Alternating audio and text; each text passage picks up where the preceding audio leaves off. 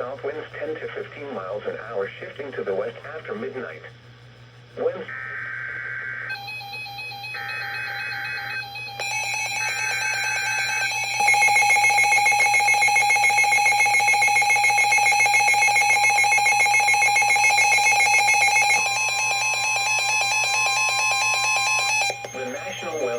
In Fort Worth has issued a severe thunderstorm warning for northern Johnson County in north central Texas, southeastern Parker County in north central Texas, Tarrant County in north central Texas, northeastern Hood County in north central Texas, until 9 p.m. Central Standard Time.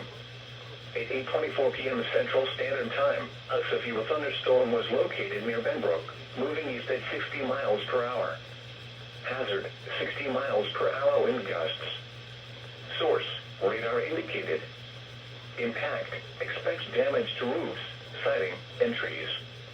Locations impacted include Fort Worth, Arlington, Grand Prairie, Mansfield, Euless, Bedford, Grapevine, Halton City, Keller, Hurst, Burleson, Cleburne, Weatherford, Watauga, Colleyville, Benbrook, Saginaw, White Settlement, Crowley, and Forest Hill.